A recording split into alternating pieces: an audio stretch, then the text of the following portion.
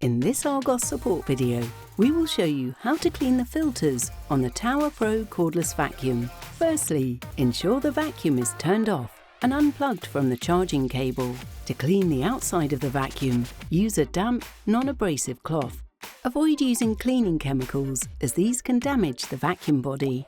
When the dust container has reached the max line, hold the vacuum over a bin and press the release catch. Remove the filter in the dust container by twisting anti-clockwise and pulling away from the vacuum body. Twist and remove the filter inside the dust container filter. To remove the HEPA filter, press the release button on the top of the vacuum. Then, pull the filter away from the vacuum body. We recommend tapping all of the filters against a bin to remove any dust. Then, rinse all of the filters and allow 24 hours to dry before refitting. Refit the filter and lock it into place.